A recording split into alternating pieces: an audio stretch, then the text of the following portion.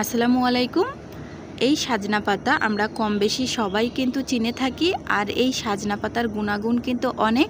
Cancer সহ বড় বড় জটিল রোগের ঔষধ হিসেবে কাজ করে প্রতিদিন সেবনের ফলে।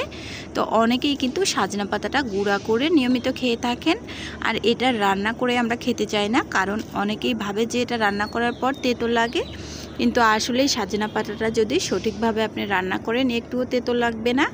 তার জন্য প্রথমেই পাতাগুলোকে গাছ থেকে উঠিয়ে তারপর পরিষ্কার করে কেটে কুচি কুচি করে কাটার পর পরিষ্কার করে নিতে হবে।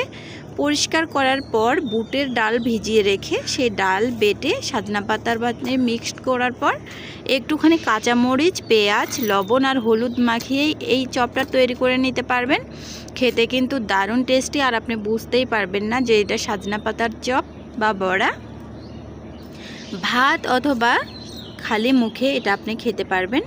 একবার যদি খান তাহলে কিন্তু অবশ্যই আপনি বারবার খেতে চাবেন, তখন মনে করবেন না যে এটা সাজনা পাতারই চপ বা বড়া। তো এভাবে সবগুলো দিয়ে আমি ভেজে নিচ্ছি। এটা কিন্তু অবশ্যই মিডিয়াম লোতে রেখে ভেজে নিতে হবে, কখনোই হাই হিটে ভাজতে যাবেন না যদি কখনো কেউ তৈরি করেন। কারণ যেহেতু এটা পাতা, যদি হাই হিটে ভেজে নেওয়া যায় তেতো লাগবে আর উপর থেকে পুড়ে যাবে, কিন্তু মাঝে কিন্তু সিদ্ধ হবে না। এজন্য মিডিয়াম লোতে রেখে সবগুলো ভেজে নিতে হবে। মাঝে মাঝে একটুখানি চেপে চেপে ভেজে নিতে হবে, অর্থাৎ যেটা দিয়ে আপনি ভেজে নেবেন, চামিচ অথবা ভাজনি যেটাই হোক, একটু চেপে চেপে নেবেন।